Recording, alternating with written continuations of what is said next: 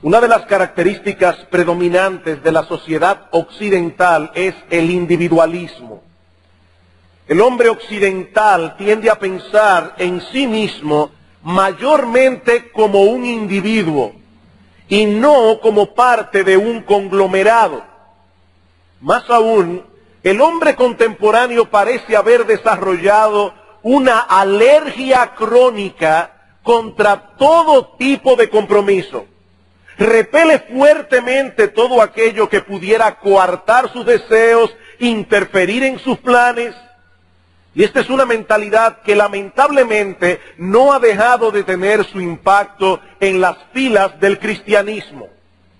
Muchas personas en el día de hoy profesan ser creyentes, pretenden tener una relación personal con Cristo sin tener al mismo tiempo una relación vital con la iglesia. Pero tal cosa es sencillamente imposible. Estar en Cristo en el Nuevo Testamento es estar en la iglesia. Amar a Cristo es amar a la iglesia. Preocuparse por la iglesia, involucrarse en la iglesia. Si pasamos por alto esta dimensión corporativa de la obra redentora de Cristo, estamos tergiversando el mensaje de las Escrituras y estamos reinventando el cristianismo. Pablo dice en Tito capítulo 2, versículo 14, que Cristo se dio a sí mismo para redimirnos de toda iniquidad y purificar para sí un pueblo propio celoso de buenas obras. Comentando acerca de este texto, dice Sinclair Ferguson, Pablo enfatiza aquí y en muchos otros lugares que Cristo quiere crear un pueblo y no meramente salvar a individuos aislados que crean en Él. Voy a repetir eso de nuevo, hermanos. El diseño, el plan de Cristo es crear un pueblo, no simplemente salvar individuos aislados que crean en Él. Ese interés de Cristo por la unidad de su pueblo quedó claramente evidenciado en esa oración intercesora que Juan recoge en el capítulo 17 de su Evangelio y que nosotros estudiamos en el primer sermón de esta serie. Si nuestras oraciones revelan los anhelos más profundos del alma, entonces no hay duda alguna de que la unidad de los creyentes es un asunto prioritario en la mente y el corazón del Señor. Juan capítulo 17, versículo 11.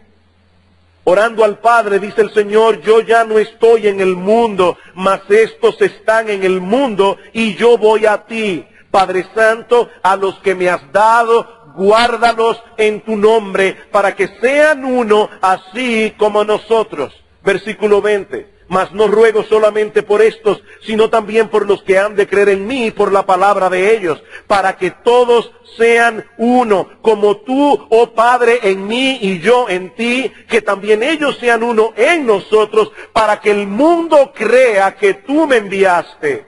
La gloria que me diste, yo les he dado, para que sean uno, así como nosotros somos uno. Yo en ellos, tú en mí, para que sean perfectos en unidad, para que el mundo conozca que tú me enviaste y que los has amado a ellos, como también a mí me has amado.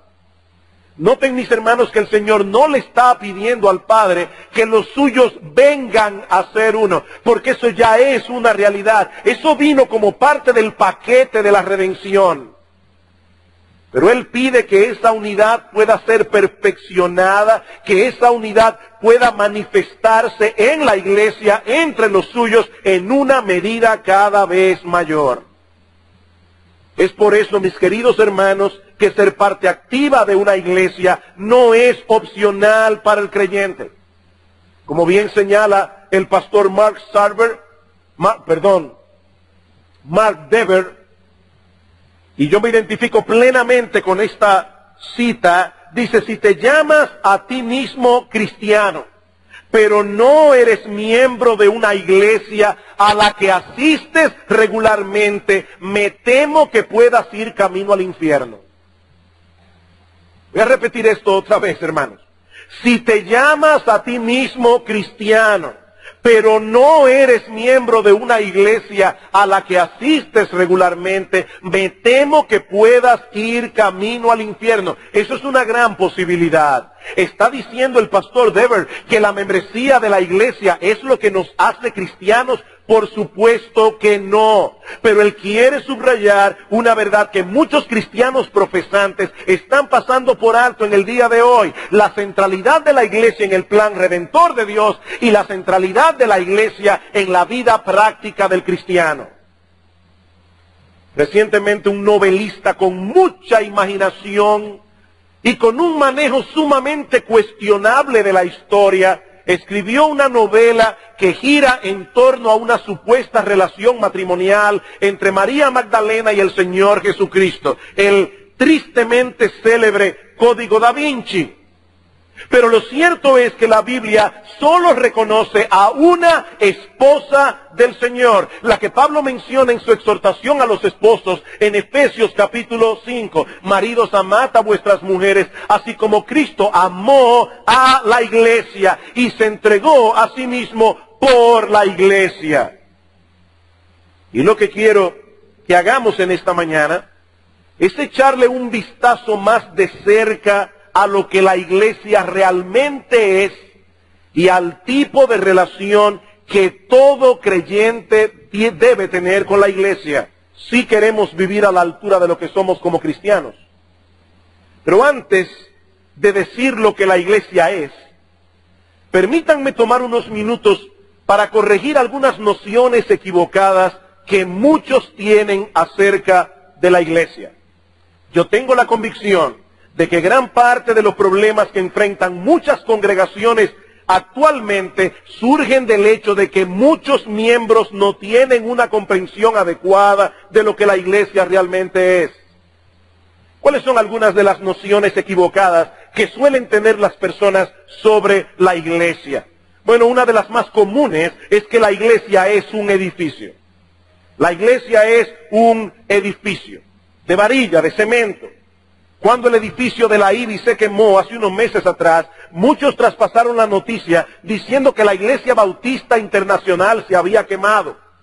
Pero lo que se quemó fue un edificio de varilla y de cemento, no la iglesia. Por la gracia y la misericordia del Señor, ese incendio ocurrió cuando la iglesia no se encontraba reunida en ese lugar. Por eso, mis hermanos, yo sugiero que evitemos el uso de la palabra templo para referirnos a los edificios donde se congregan las iglesias locales. Porque al llamarles templo, estamos dando lugar a malas interpretaciones, a malos entendidos. El templo de Dios no es este edificio. El templo de Dios no está hecho de bloques de piedra o de cemento. Está hecho con piedras vivas, dice Pedro. Hombres y mujeres que han sido salvados por la gracia de Dios, edificados sobre el fundamento de los apóstoles y profetas, siendo Jesucristo la principal piedra del ángulo. Escribiendo a los Corintios, Pablo les pregunta, ¿no sabéis que sois templo de Dios y que el Espíritu de Dios mora en vosotros? Si alguno destruyere el templo de Dios, Dios lo destruirá a él, porque el templo de Dios, el cual sois vosotros, santo es. Mis queridos hermanos, cuando este servicio de adoración y edificación haya concluido cerca del mediodía, la iglesia ya no continuará aquí. Y este lugar no será más sagrado de lo que pudiera ser cualquier otro lugar, cualquier otro edificio. La iglesia no es un edificio de piedras. La iglesia tampoco es el culto que celebramos en este lugar los domingos en la mañana y en la tarde. Esa es otra noción popular, sumamente popular y sumamente desafortunada. Yo tengo la convicción de que esa equivocación es la culpable de que muchos cristianos no sepan cómo poner sus dones en operación en la iglesia. Mis hermanos, piensen en esto por un momento. Si la iglesia es lo que ocurre en este lugar cada domingo, ¿Cómo podrán poner sus dones y talentos en operación aquellos que no predican, aquellos que no dirigen las alabanzas, aquellos que no tocan ningún instrumento musical, aquellos que no dan clases de escuela dominical? ¿Cómo podrán sus dones y talentos en operación? Aunque debo señalar que en una forma u otra, todos aquí participamos del culto. Porque cuando estamos cantando, nos estamos exhortando unos a otros en toda sabiduría, ciencia, inteligencia, como dice Pablo en Colosenses capítulo 3, versículo 16. Pero el punto que quiero resaltar aquí es que la iglesia no viene a la existencia los domingos a las 9:30 de la mañana cuando empieza la escuela dominical para dejar de ser iglesia a eso de las 12 del mediodía y luego volver a la existencia a las 6 de la tarde. No, mis hermanos, como espero que veamos en el sermón de hoy, nosotros somos iglesia los 7 días de la semana, las 24 horas de cada día. Lo que ocurre los domingos en este lugar es que la iglesia se congrega por mandato de Dios a celebrar un culto de adoración y edificación. Esta es la iglesia congregada. En el resto de la semana será la iglesia dispersada, pero seguirá siendo la iglesia. Por eso Pablo pudo decir de sí mismo, en 1 Corintios capítulo 15, versículo 9, que él era el más pequeño de los apóstoles, y que él no era digno de ser llamado apóstol, porque yo perseguí a la iglesia de Dios, dice Pablo. Yo perseguí a la iglesia de Dios. Y obviamente, mis hermanos, lo que él está diciendo aquí no es que él se aparecía los domingos en la mañana y en la tarde donde se estaban celebrando los cultos para hacerle daño a la iglesia. No, él está hablando aquí de todo el esfuerzo, todo el empeño que él puso para frenar el avance del evangelio, haciendo el mayor daño posible a los cristianos en cualquier día de la semana. Pero él dice, yo perseguí a la iglesia. Otra noción equivocada y muy dañina también es que la iglesia son sus líderes. La iglesia son sus líderes. Y este concepto tiene el agravante, el problema de que no siempre se cree a nivel consciente. Yo estoy seguro que si pasáramos una encuesta en diferentes iglesias y preguntamos a los hermanos, ¿es la iglesia sus líderes, sus pastores y sus diáconos? Todos van a responder, por supuesto que no. La iglesia somos todos. Pero en la práctica parece que entendemos otra cosa. Si un miembro de la iglesia hace algo malo o no anda bien, muchos presuponen que deben ser los líderes los que hagan algo al respecto. Y si la persona en cuestión finalmente termina apartándose de los caminos del Señor, mis hermanos, fácilmente son los líderes los que terminen acarreando con la culpa. La mayoría no se siente responsable. Ahora yo me pregunto, hermanos, ¿es esa la idea que encontramos en el Nuevo Testamento de lo que es una iglesia en funcionamiento? Por supuesto que no. Los pastores y los diáconos tienen una función particular en la iglesia, como veremos en un sermón más adelante en esta misma serie, pero ellos no son la iglesia. Hermanos queridos, nosotros no somos la iglesia. Veamos brevemente algunos textos del Nuevo Testamento. Romanos capítulo 15. Y créanme que tuve que ser sumamente selectivo por causa del tiempo.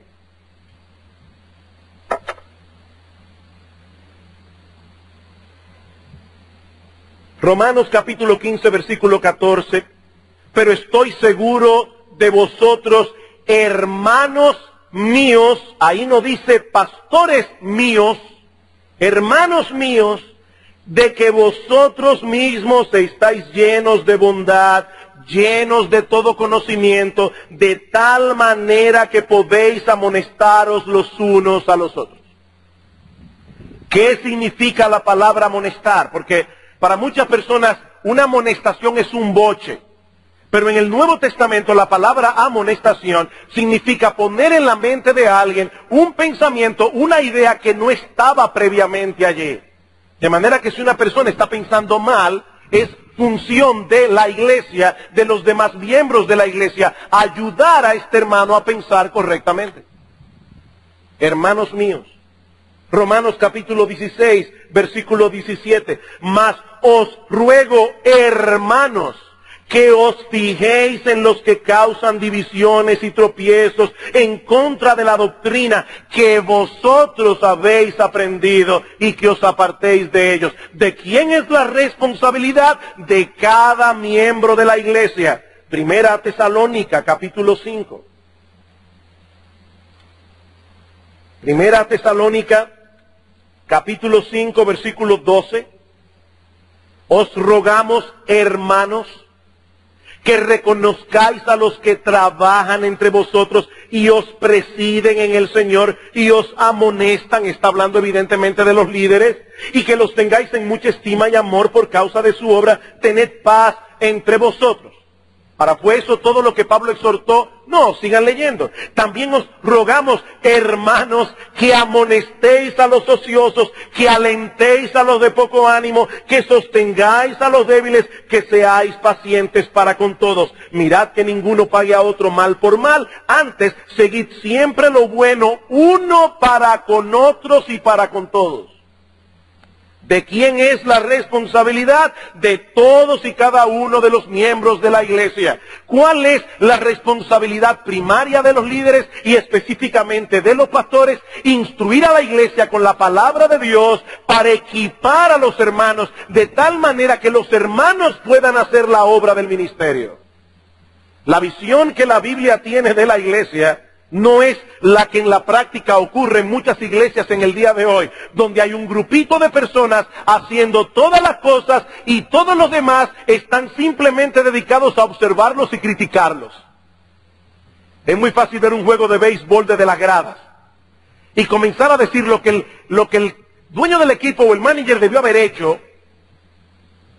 Alguien decía que muchas iglesias se parecen a un gran campo de fútbol.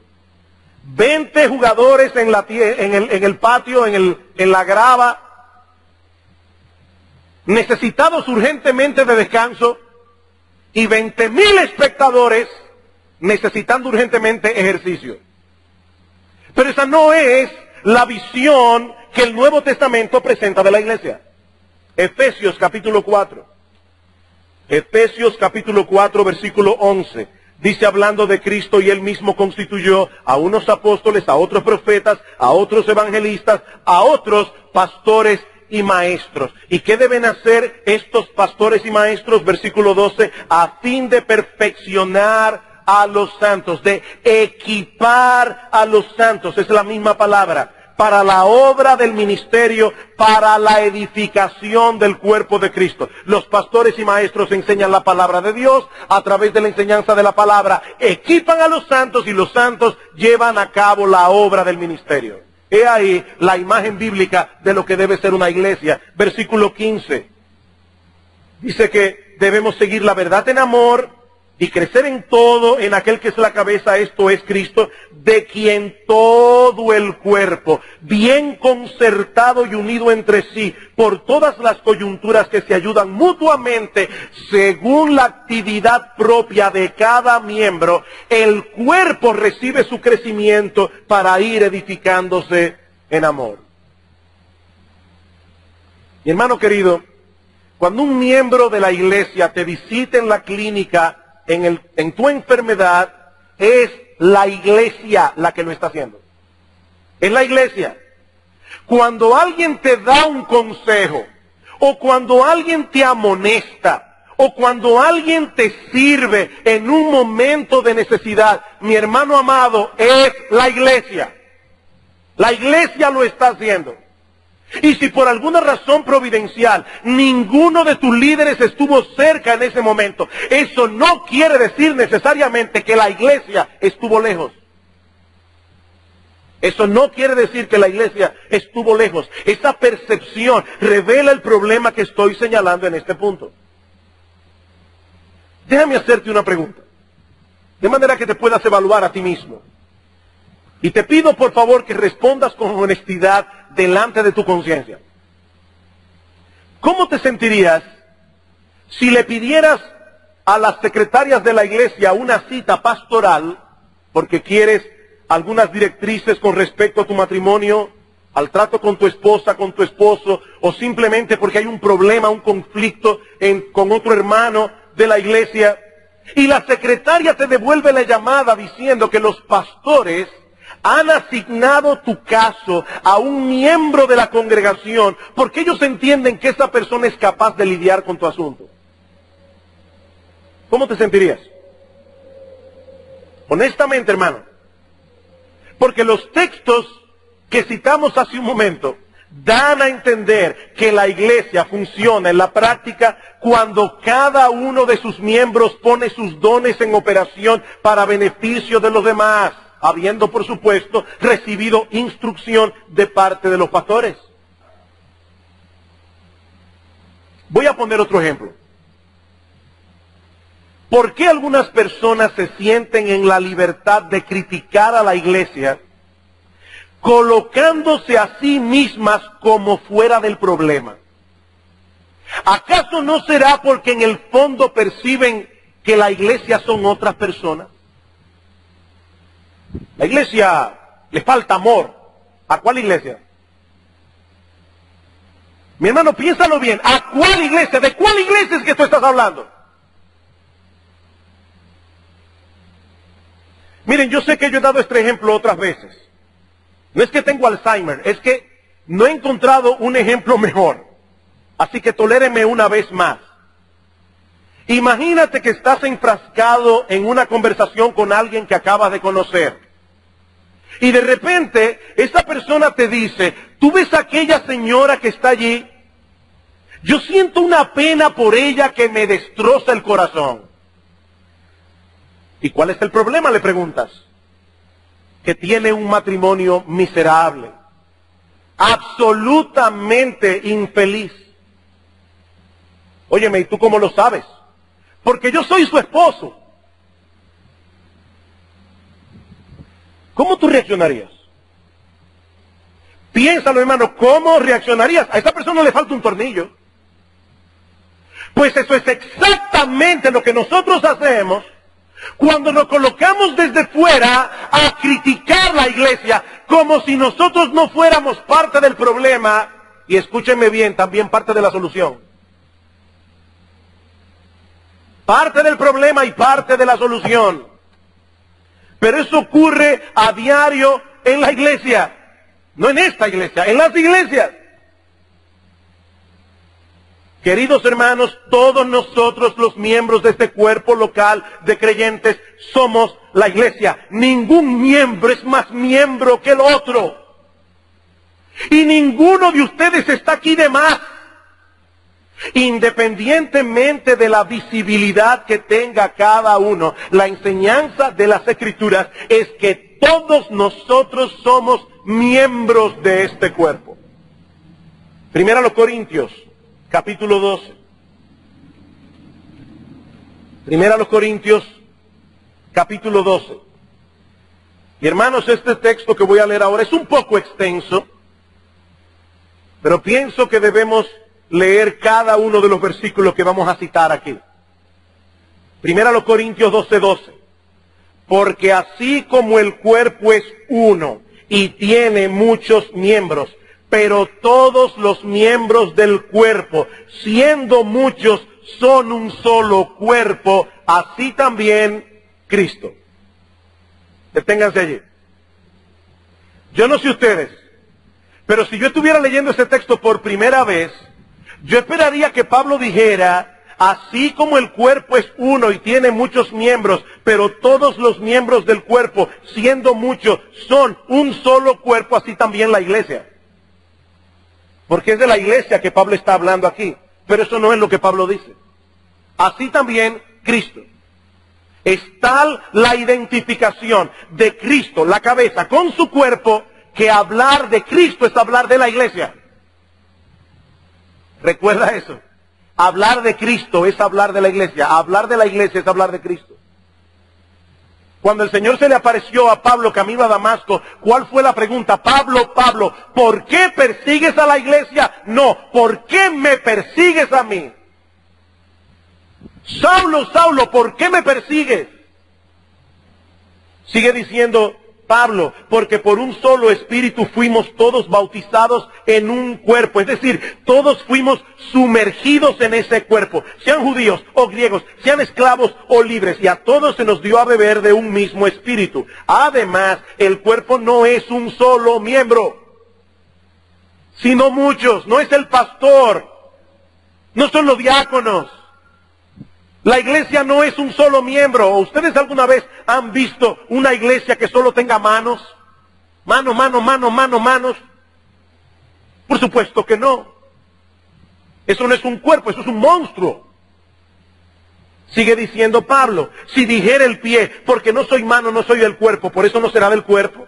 Y si dijere la oreja, porque no soy ojo, no soy del cuerpo, por eso no será del cuerpo. Si todo el cuerpo fuese ojo, ¿dónde estaría el oído? Si todo fuese oído, ¿dónde estaría el olfato? Mas ahora Dios ha colocado los miembros, cada uno de ellos en el cuerpo, como Él quiso. Algunos serán nariz, ojo, boca, muy visibles. Otros serán el dedo gordo del pie derecho. Nadie los verá. Ahora, ¿saben lo que le ocurre a una persona que no tenga dedos en el pie? Se cae hacia adelante, no tiene equilibrio. ¿Puedo yo decir que los dedos de mi pie, porque están dentro de mi zapato y nadie los ve, no son importantes? ¿Que lo importante son mis manos, o mis ojos, o mi boca? Por supuesto que no. Dice Pablo, porque si todos fueran un solo miembro, ¿dónde estaría el cuerpo? Pero ahora son muchos los miembros, pero el cuerpo es uno solo. Ni el ojo puede decir a la mano, no te necesito, ni tampoco la cabeza a los pies, no tengo necesidad de vosotros. Antes bien, los miembros del cuerpo que parecen más débiles son los más necesarios. ¿Oyeron eso? Los que parecen más débiles son los más necesarios. Y a aquellos del cuerpo que nos parecen menos dignos, a estos vestimos más dignamente. Y los que en nosotros son menos decorosos, se tratan con más decoro. Porque los que en nosotros son más decorosos, no tienen necesidad. Pero Dios ordenó el cuerpo, dando más abundante honor al que le faltaba, para que no haya desavenencia en el cuerpo, sino que los miembros todos se preocupen los unos por los otros. De manera que si un miembro padece, todos los miembros se duelen con él. Y si un miembro recibe honra, todos los miembros se gozan. He ahí, hermanos, lo que no es la iglesia.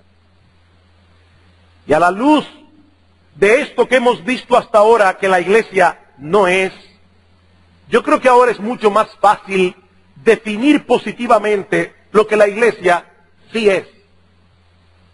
Y si queremos construir poco a poco una definición de la iglesia, comenzando desde lo más simple y avanzando hacia lo más complejo, lo primero que debemos decir es que la iglesia es un grupo de personas.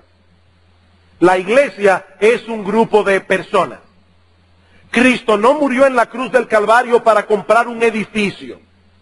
Cristo no murió en la cruz del Calvario para comprar un conjunto de actividades religiosas. Cristo no murió en la cruz para comprar una denominación, bautista, presbiterianos, metodistas. No, Cristo murió en la cruz del Calvario para comprar personas. Personas. Y yo sé que esto puede sonar demasiado obvio, tan obvio que algunos crean que no es necesario subrayarlo, pero yo particularmente no creo así. Yo creo que sí es necesario.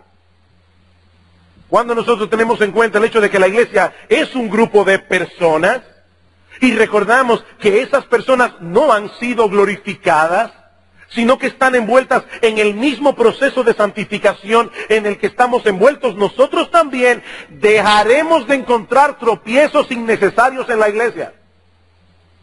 Son personas, hermanos. La iglesia es un conjunto de personas ordinarias, comunes y corrientes, que han sido llamadas a formar algo extremadamente extraordinario. Personas ordinarias con un llamado extraordinario. Y eso nos lleva un paso más adelante en nuestra descripción. ¿Qué es la iglesia?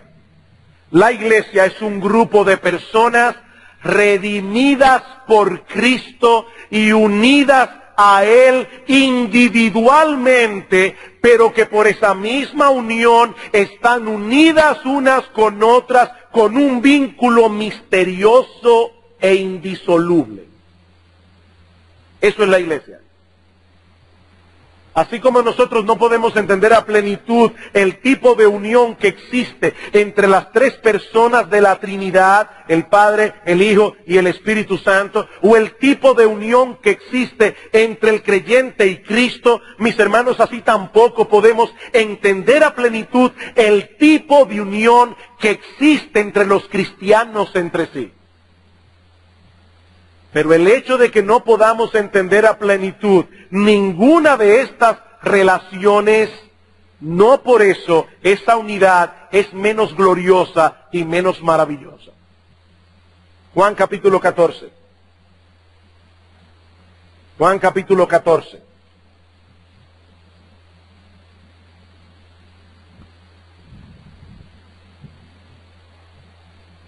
Señor Jesucristo está dando aquí el último sermón a sus discípulos antes de ser crucificado. Están en el aposento alto. Los discípulos ya saben que el Señor los dejará físicamente por un tiempo. Pero ahora Cristo les dice, Juan 14, 18, no os dejaré huérfanos. Les daré a la Virgen María. ¿Es eso lo que dice aquí? Me es difícil leer este texto y no mencionar el hecho de que recientemente un líder religioso de nuestro país dijo que nosotros los cristianos evangélicos éramos huérfanos, porque teníamos padre pero no teníamos madre. Es decir, si nosotros no veneramos a la Virgen María como ellos la veneran, nosotros estamos huérfanos. Eso, mis amados hermanos, es simple y llanamente una blasfemia. Eso es una blasfemia. ¿Qué dice el Señor aquí? No os dejaré huérfanos, vendré a vosotros. Y está hablando particularmente de la venida del Espíritu Santo, el Espíritu de Cristo que mora en el corazón de todos aquellos que creen. No, nosotros los cristianos evangélicos no somos huérfanos.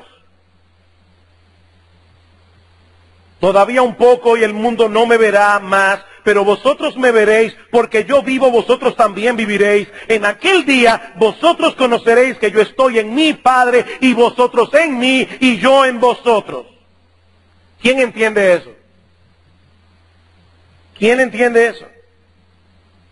El que tiene mis mandamientos y los guarda, ese es el que me ama, y el que me ama será amado por mi Padre, y yo le amaré y me manifestaré a él. Versículo 23, respondió Jesús y le dijo, el que me ama, mi palabra guardará, y mi Padre le amará, y vendremos a él y haremos morada con él.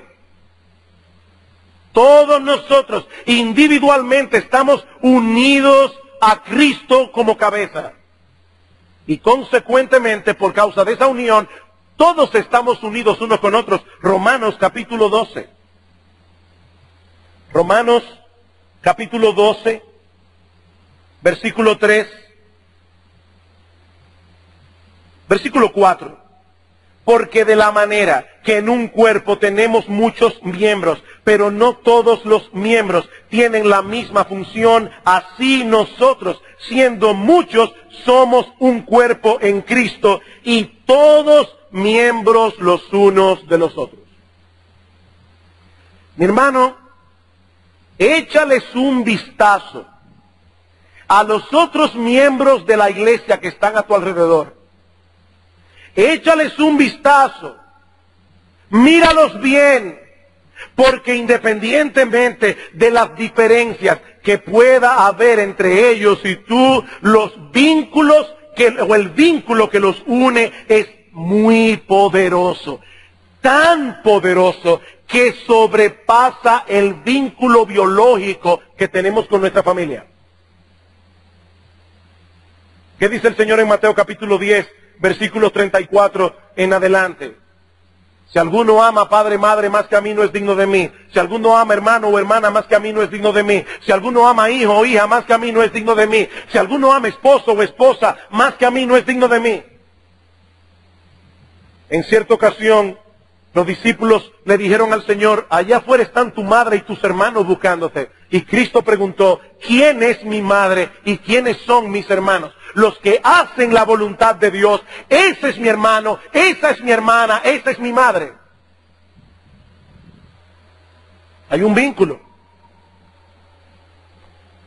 Es interesante ver cómo el apóstol Pedro describe a los cristianos en 1 de Pedro capítulo 2, versículo 11. Le llama extranjeros y peregrinos.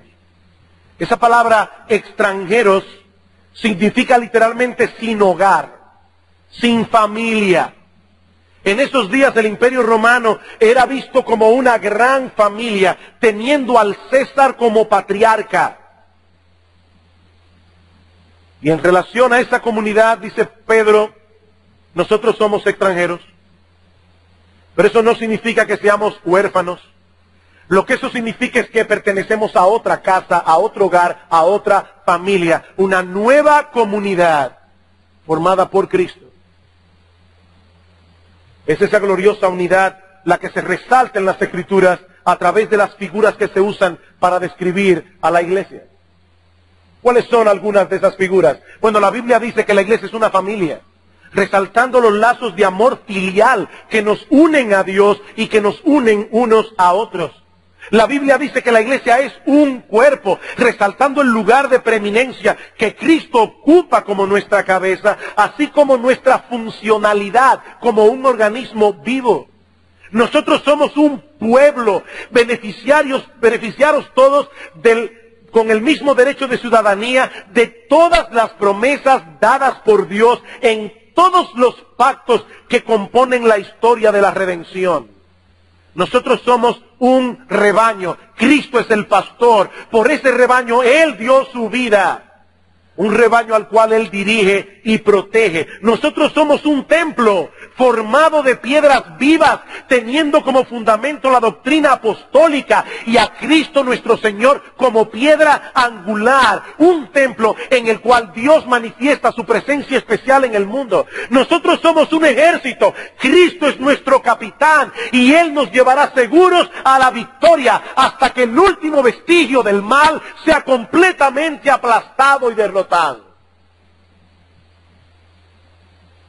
Yo me pregunto, hermanos, ¿acaso puede encajar en esas figuras y en las enseñanzas explícitas del Nuevo Testamento la idea de un creyente aislado de los demás creyentes por decisión propia y al mismo tiempo pretendiendo tener una relación real y significativa con el Señor? Mis hermanos, esa idea es tan extraña y tan ajena a las Escrituras como un agua seca o un círculo cuadrado. Eso es imposible.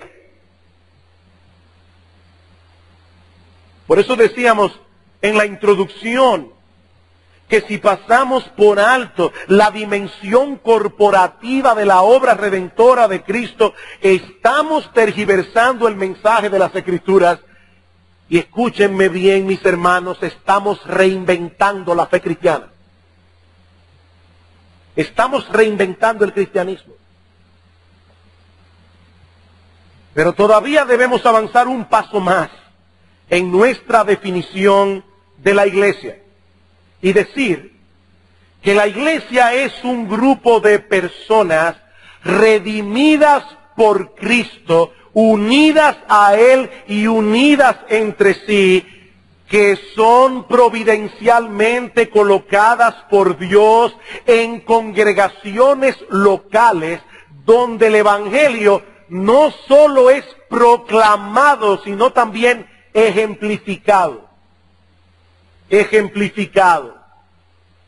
La iglesia es el organismo vivo por medio del cual Cristo opera en el mundo, a través de la proclamación del Evangelio y a través de vidas transformadas de sus discípulos no solo como entes aislados, sino como parte de una comunidad de creyentes. En Juan capítulo 13, el Señor dice a sus discípulos, un mandamiento nuevo os doy, que os améis unos a otros. Y uno se pregunta, ¿y en qué sentido ese mandamiento es nuevo? ¿Acaso no dice en el Antiguo Testamento que debemos amarnos unos a otros? ¿Dónde está la novedad del mandamiento? Sigue diciendo el Señor, que os améis unos a otros como yo os he amado. Ahí está la novedad. Ese es el nuevo paradigma. Ese es el nuevo modelo. ¿Y qué sigue diciendo el Señor? En esto conocerán todos que sois mis discípulos, si sois bautistas reformados. No. En esto conocerán todos que sois mis discípulos, si tuviereis amor los unos por los otros. Por eso el Señor dice en Juan 17, Padre, guárdalos en tu nombre para que sean uno, así como tú y yo somos uno, para que el mundo crea que tú me enviaste. Para que el mundo conozca que tú me enviaste. Cito una vez más a Mark Dever. Nosotros demostramos al mundo que hemos sido transformados, no primariamente porque memorizamos versículos bíblicos, o porque oramos antes de cada comida, o porque ofrendamos una porción de nuestros ingresos, o porque escuchamos emisoras cristianas, sino porque mostramos una disposición creciente a entregarnos, perdonar y amar a pecadores como nosotros. Y luego continúa diciendo, ni tú ni yo podemos mostrar amor, gozo, paz, paciencia, bondad, viviendo solos en una isla. Hay un refrán en el mundo que dice, buena verja hace buenos vecinos. Pero ese refrán no se puede aplicar a la iglesia. No se puede aplicar a la iglesia. Dice Dever, no, nosotros mostramos todo eso cuando las personas a quienes nos hemos comprometido a amar nos dan buenas razones para no amarlas y aún así las seguimos amando a pesar de todo. ¿Escucharon eso último? Nosotros mostramos amor, gozo, paz, paciencia, benignidad, bondad, todos los frutos del Espíritu, cuando esas personas a quienes nosotros nos hemos comprometido a amar nos dan buenas razones para que no las amemos y aún así seguimos amándolas.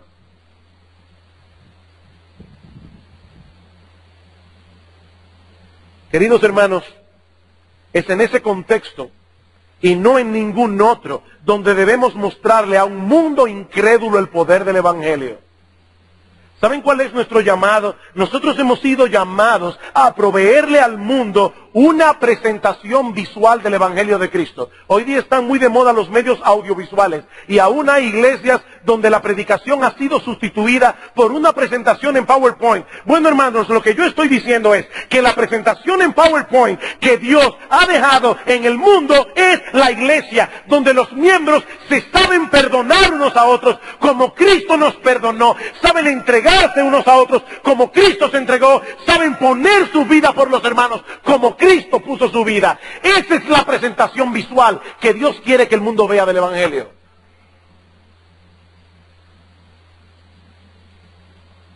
Eso es cristianismo en acción.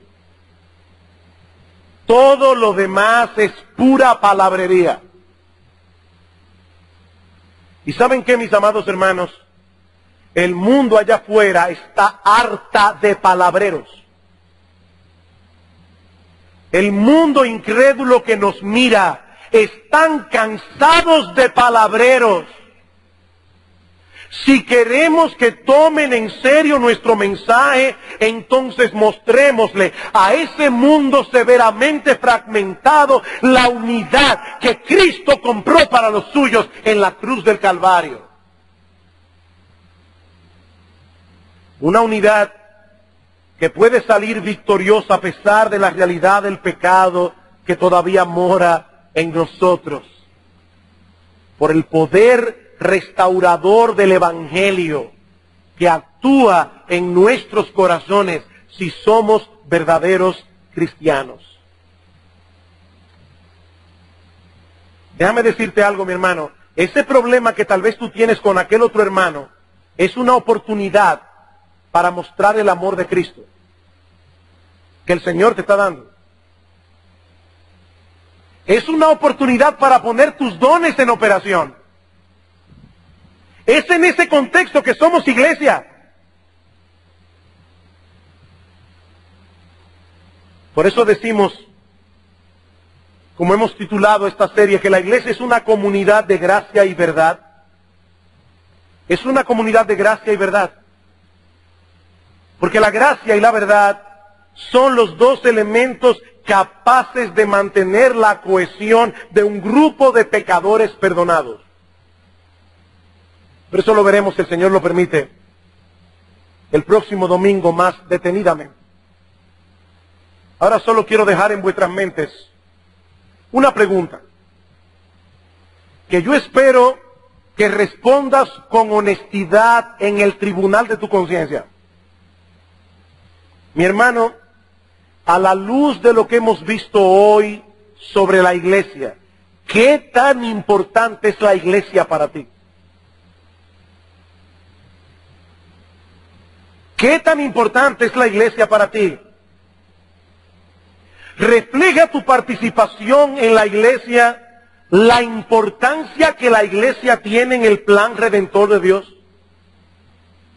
¿Es la iglesia central en tu vida o es una cosa más en tu apretada agenda? Mi hermano, ¿qué es la iglesia para ti? Decía alguien que muchos cristianos son como malabaristas que están tratando de mantener en el juego varias pelotas a la vez. La familia, los amigos, el trabajo, la diversión, el dinero y la iglesia.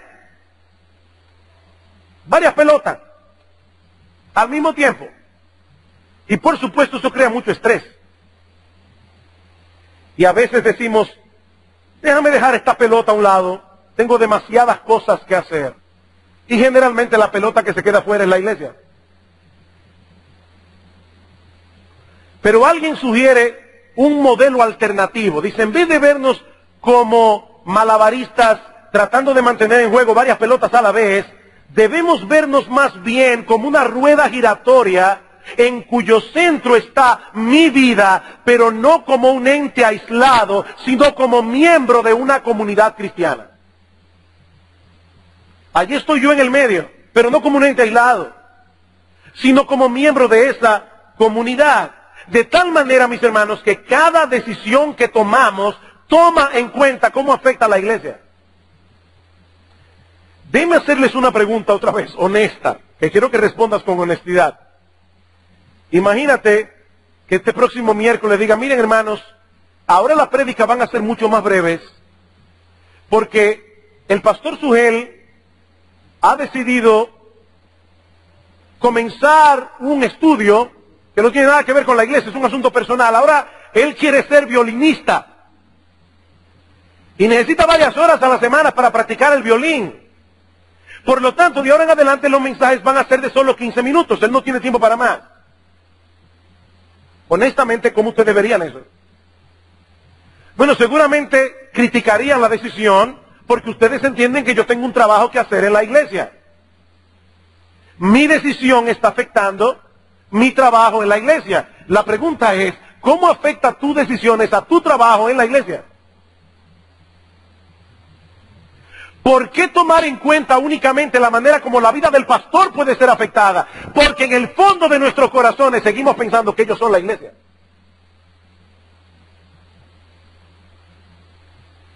Mi hermano, nosotros no somos entes aislados. Y cada decisión que tomamos no solo nos afecta como individuos, afecta a muchas otras personas con las cuales estamos conectados con un vínculo misterioso y eterno. ¿Tú sabías, mi hermano, que el hecho de que tú no estés bien espiritualmente está afectando a un cuerpo? Que el hecho de que los pastores no puedan decirte a ti y a tu esposa como pareja, miren hermano, nosotros queremos que ustedes se encarguen ahora de discipular a esta nueva pareja que acaba de llegar a la iglesia, porque nosotros queremos que ellos los vean a ustedes como modelos. ¿Podemos nosotros los pastores tomar tu matrimonio como un ejemplo? Porque ese debería ser nuestra nuestra meta como miembros de la iglesia?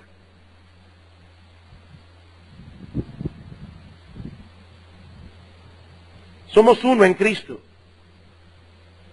Aprendamos, hermanos, a vivir a la luz de esta realidad gloriosa para la gloria de Cristo y para beneficio de un mundo que nos observa y a los cuales les debemos el Evangelio. Vosotros sois la sal de la tierra, dice el Señor.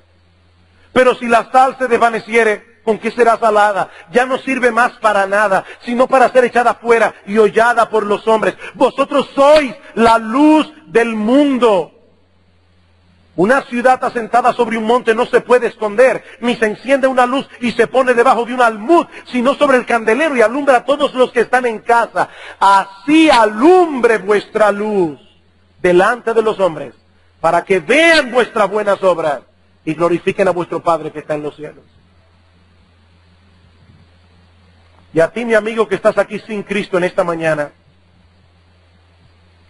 el hecho de que tú no eres parte de la iglesia es simplemente un indicativo de que tú no eres parte de Cristo. No eres parte de Cristo. Ven a los pies del Señor en arrepentimiento y fe. Todos tus pecados serán perdonados. Recibirás gratuitamente el don de la vida eterna. Serás unido a Cristo, la cabeza, y serás introducido en un pueblo que reinará con Cristo por los siglos de los siglos. Que el Señor bendiga su palabra en esta mañana. Vamos a orar. Padre, queremos darte gracias, oh Señor, porque tu palabra es viva, es eficaz, es más cortante que toda espada de doble filo. Nosotros te pedimos, oh Señor, ayúdanos.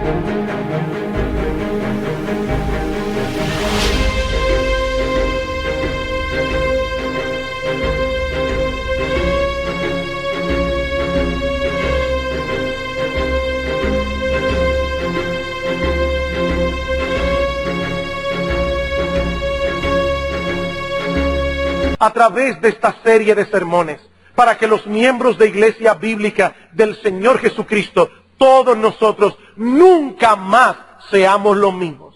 Señor, fructifica tu palabra en medio de esta congregación, porque te lo suplicamos en el nombre de Cristo y para la gloria de Cristo. Amén.